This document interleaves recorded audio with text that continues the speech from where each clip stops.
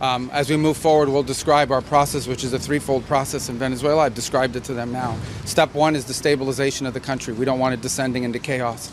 Part of that stabilization, and the reason why we understand and believe that we have the strongest leverage possible, is our quarantine. As you've seen today, 2 more ships were seized. We are in the midst right now and in fact about to execute on a deal to take all the oil. They have oil that is stuck in Venezuela. They can't move it because of our quarantine and because it's sanctioned. We are going to take between 30 and 50 million barrels of oil. We're going to sell it in the marketplace at market rates, not at the discounts Venezuela was getting.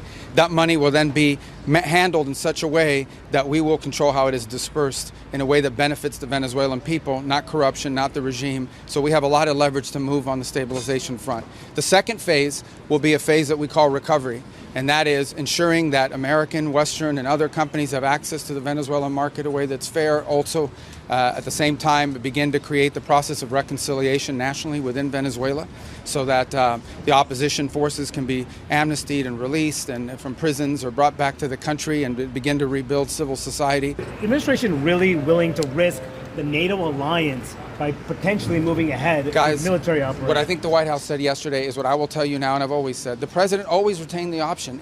Every president, not this president, every president always retains the option. I'm not talking about Greenland. I'm just talking about globally.